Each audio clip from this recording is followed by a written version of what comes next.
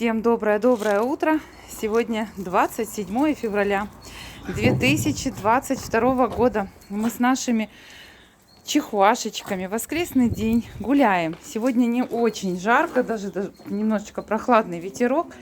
Но все абсолютно наши собачки на прогулке. И солнышко все равно теплое, поэтому мы по максимуму сегодня нагуляемся. Наконец-то закончились дождики, а мы радуемся тому, что день такой прекрасный, солнечный, поют птички. И сегодня воскресный день, выходной день. Всем с пожеланиями прекрасного настроения, всего самого веселого, доброго и замечательного. Пусть исполняются все самые добрые мысли и желания. Вот так у нас весело. А еще послезавтра наступит весна, и от этого становится очень тепло на душе. Здесь в вольере у нас, если вам интересно, я буду рассказывать, оставайтесь с нами. Здесь в вольере у нас сарматик, который передает мамуле привет, наш скромный мальчик. Все покушали. Это веселушка Джаконда, а также Бажена и Рада. У них течка, поэтому я их не выпускаю. Ну, Алеша тоже остался здесь. Ну, толстун какой стал. Боже ты мой сладкий. Вот, ну, кто захочет, я их сейчас выпущу. А пока мы пойдем погуляем с нашими собачками и поболтаем. И да, хочу напомнить, что мои собаки кушают только правильную еду. Утром у нас мясо с овощами сырое и немного корма. И вот такая вот морковь целый день погрызть, побаловаться. Вот сейчас они нагуляются и будут кушать всем. Ну, даю, наверное, 2 раза в день, да, днем, чтобы они занимались. Вот такие вот у нас целые морковки большие валяются. Вот. Чтобы, во-первых, было чем заняться, погрызть. А во-вторых, они очень любят и приучены у нас к овощам. Посмотрите, какая прелесть. Прелесть. Хочу напомнить, что вот эта прелесть Джакондочка, которая 2 месяца и 6 дней, и неделя, уже 2 и неделя, она открыта для резервирования. Вот этот сверху рыжий красавец передает маме привет большой. И вот этот Алишер Алеша в поисках папочек и мамочек, который нюхает. Алеша, на, покажи нам свои красивые ушки. Джакондочка готова показывать. Джаконды, кстати, ушки встали, но как-то она их сворачивает, поэтому я подклеила ей, чтобы были ровненькие. Все, мама вышла. Все меня встречают, все меня любят. Главное, здесь у нас царица. Так, Феодосию, наверное, мы заведем домой. Она погуляла, вся скрутилась, съежилась. Ей надо к детям, нашим детям Феодосии и вот этого мраморного красавца. Сегодня 10 дней. Все, отвожу. Фанточка, погуляешь или со мной останешься? Фантазийному нашему Казанове сегодня 37 дней. Это такая Шкода невероятная. Муж мой называет его Зорик. Не Жорик, а Зорик. Он такой шкодный, невероятно просто. Так, сейчас мы тоже зайдем. Анфиса идет домой, Анфиса? Сейчас я должна спросить, и кто идет домой, кто не идет. Так, ну что, отвела Жасмин, пошла домой. Феодосия, Фанта и Анфиска. Так, пойдемте гулять, мои хорошие, мои любимые, и поболтаем. Это наш красавчик Ролекс мраморный папаша, от которого у нас есть детки. Ой, какая милота наблюдать за собачками, когда они веселятся и играют. Ну, это просто чудо. Вот этот белокремовый ушастик, он беленький, прыгает с красавицей Живанши. Вот, космос, в общем, вот это то, что пониже, это наш Ярик. Вот он, Ярик. Ярик в поисках папочек и мамочек. Вот такой красавчик мальчик. Ну, а все бегают, играют. Давайте погуляем вместе. Ванеска наша. Рада, конечно же, там сидит, страдает, но ничего. Посиди, не надо нам, у тебя перерыв. Это Филипп, наш заслуженный папа, дедушка и прадедушка. Кстати, у Филиппа подрастают дети в Бахчисарае. 2 мальчика и 2 девочки. Они мне позвонили. Один из них кто-то там длинношерстный. Ну, как будет возможность, мы увидим. Это наш Елисей. Елисей вчера стал папой. Всю славу сбросили на космос. Я оговорилась. Родилось 2 девочки и 2 мальчика. у нас от нашего Елисея, не в нашем питомнике. Очень красивые, цветные, тигровые и черно-подпалые. Вот так бывает. Мама шоколадная, а Елисей такой, какой вы видите. Чем интересный чихуахуа. Только в некоторых комбинациях мы можем предполагать окрасы. А так у нас вероятность очень большая и очень интересная. Вероятность разнообразия очень большая. Так, ну травка вылазит, очень любит кушать. Что-то я сегодня забываю, кого как зовут. Энечка и Майбах. Жанночка колбасена бегает. Так, а где мои вообще еще собаки? Самое интересное. Вот они. Так, это Лавушка кушает здесь травку. Сейчас мы их соберем в одну кучку. У меня есть такая волшебная погремушка. Бегом, бегом, бегом, бегом. Скорей, скорей, скорей. Вот так. Все собираются. Да, мои красивые собаки. Вот это кто здесь Джаконда голубоглазая? Джаконда — это дочь нашего мраморного Хрюши, который хрюкать умеет. Хрюкают наши чихуашечки от своих коротких мордашек. Ну, я хочу сказать, что даже бывает не очень короткая мордашка, а чихуахуа хрюкает. От чего вообще может хрюкать чихуахуа?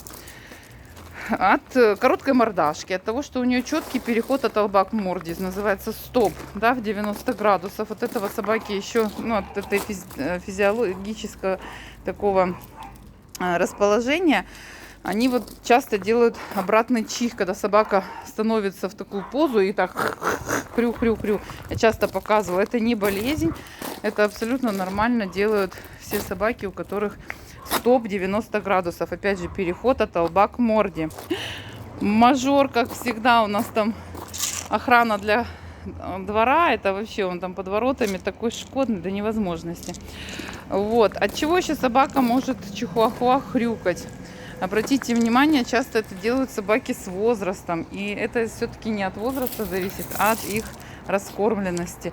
Толстые собаки тоже храпят, сильнее храпят и хрюкают. Поэтому, конечно, за весом нужно следить. Как следить за весом, мы уже много раз говорили. Просто нужно меньше кормить. Собаку вообще не нужно часто кормить. Она, крупная порода, вообще может кушать 1 раз в день. А мелкие породы, такие как наши, чихуахуа, мы кормим 2 раза в день. Этого достаточно. Не нужно кормить их 3 раза в день, 5 раз в день. И вот эти заблуждение, когда собак кормят там 6 раз в день, там щенка берут 3-месячного, начинают его там 5 раз в день кормить. Нет, не нужно. Утром и вечером, потому что все остальное баловство и перекорм. Хорошо, если собака пищевик и будет вам кушать и кушать. Минус только то, что толстая будет. А есть такие собаки, которые не пищевики. Это будет, называется, избалованностью. То есть вы будете часто предлагать еду, собака будет сначала есть, а потом перестанет есть. Вы будете нервничать, потому что, еще раз повторяю, что собака не ест только в 2 случаях. Только в 2, запомните. Если она перекормлена, либо она больна. Здоровая собака всегда покушает, если она только не перекормлена. Больная собака в принципе не ест.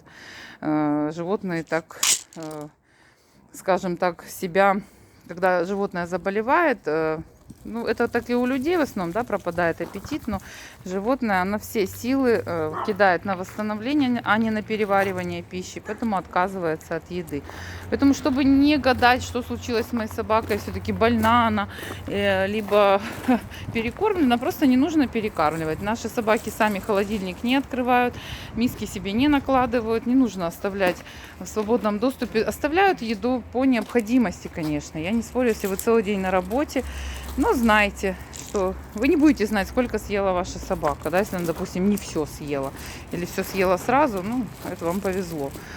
Потом, скажем, часто бывает такое, что если собака не поела, ну, это прям первое то, что делает хозяин, он начинает давать еще что-нибудь другое повкуснее. Собака кушает, вы радуетесь, даете еще, она кушает, потом еще. А потом она уже не кушает то, что вы давали, вы начинаете еще чем-нибудь поливать, добавлять, перемешивать. Ну, скажем, мы так делаем Если мама кормящая, да, вот бывает у них такой гормональный заскок, когда они не хотят есть. Боже, что мы только не делаем, в рот закладываем, мы подмешиваем, подкладываем, лишь бы она кормила, чтобы не было эклампсии. Эклампсия — это потеря кальция, которое она теряет через молоко, когда дети кушают. Поэтому здесь мы вот просто носимся над собакой и очень сильно контролируем и подкалываем кальций. А если собака здоровая, то, простите, если она не ест, то думайте, может быть, вы ее перекормили. И они очень-очень быстро привыкают к тому, что их балуют. То есть мне не даст соврать ни один владелец чихуахуа, как они умеют жалобно попрошайничать, делать глазки, что и самая голодная собака в мире. Бывает такое, что у собаки начинаются проблемы из-за того, что вы ее разбаловали. Именно вы, а не она разбаловалась, а именно вы разбаловались. Как она проявляется, проблема? Первая проблема — это голодная рвота. Да, собака не покушала долгое время, желудочный сок выделился, и у нее появляется голодная рвота. Так вот, чтобы не было голодной рвоты, поэтому мы кормим, в принципе, собаку 2 раза в день. И если есть собаки, склонные к этому, это не болезнь, опять же, это индивидуальная особенность. Значит, нужно подбирать какой-то график питания, такой более, ну, чтобы, допустим, с вечера до утра, если есть голодная работа, значит, чуть-чуть укорачиваем время, да, кормим позже, а потом утром раньше. Чтобы потом не делать такой длительный перерыв, днем можно собаке предлагать то, от чего она заполнит чем-то свой желудок, но не наестся. Это может быть кефир, это может быть овощи. Тогда не будет голодной рвоты. Не надо кормить ее 3 раза в день. Все мои щенки с 3-месячного возраста кушают 2 раза в день. Днем я даю овощи. Но овощи всегда у нас в свободном доступе, чтобы они были. Можно вот 10 гранул корма. Не огромного, а детского, который там 10 граммов, может быть, 5 граммов, 10 штучек. Ну, так, чтобы что-то было в животике. То есть все очень просто. Если будете перекармливать, в принципе, щенка перекормить как бы сложно. Но поймите, вот когда у них есть конкуренция, они кушают. Даже вот бывает не хотят, но кушают. Это вот взрослых касается. Кос, иди сюда, ко мне. Вот. А если собака одна, мне чаще всего она знает, что ей все равно поднесут что-то повкуснее, она начинает капризничать. Знаете, таких проблем, в принципе, с крупными породами не бывает, а вот с мелкими очень часто. Я очень часто сталкиваюсь, поэтому я всегда стараюсь владельцев выпускников нашего питомника полностью проконсультировать, потому что именно с этой проблемой сталкивается большая часть людей, которые меня не услышали. Мне очень хочется, чтобы меня услышали, потому что в любом случае они с этим столкнутся.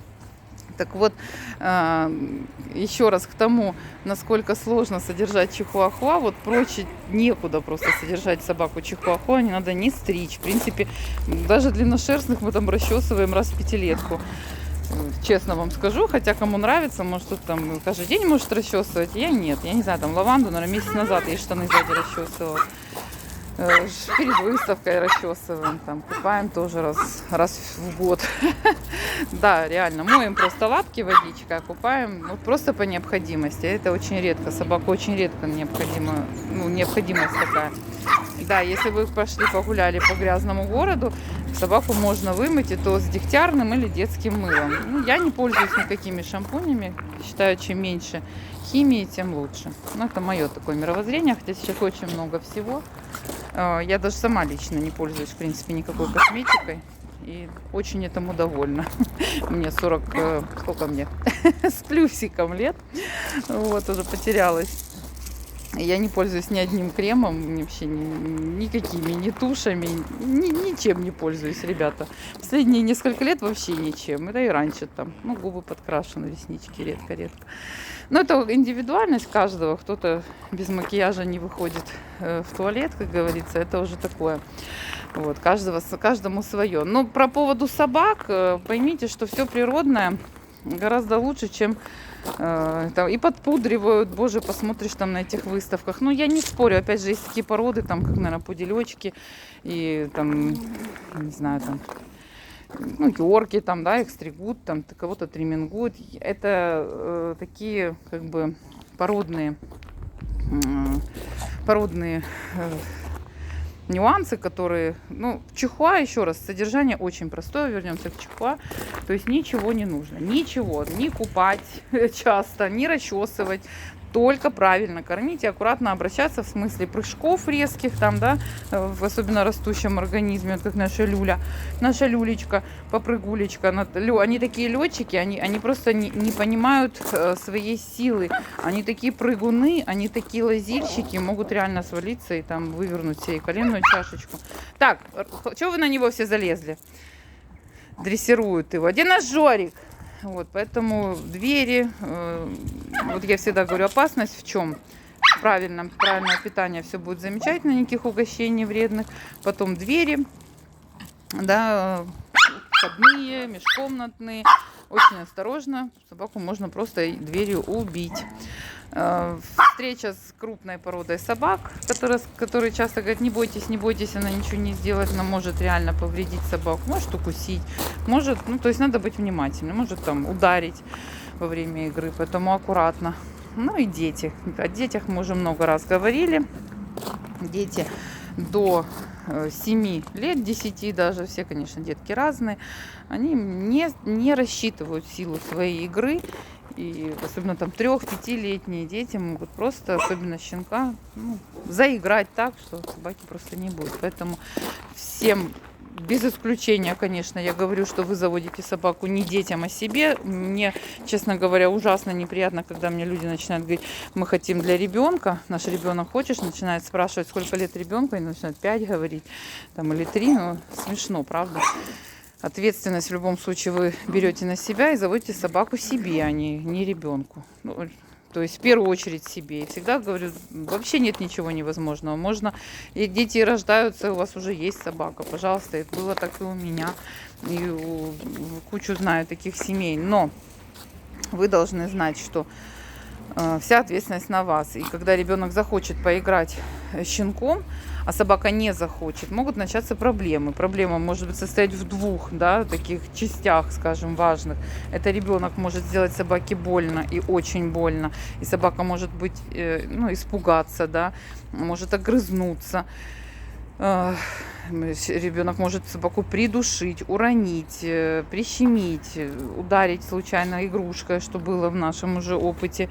Собаке был отек мозга. Поэтому вот ваша задача, если вы завели с ребенком собаку или до еще, а потом планируете ребеночка, что вы можете разделять собаку и ребенка, а не идти на поводу кричащего, визжащего ребятенка. Хочу, буду играть, буду делать, что хочу. То есть вы должны это учитывать, что вам придется это делать, придется.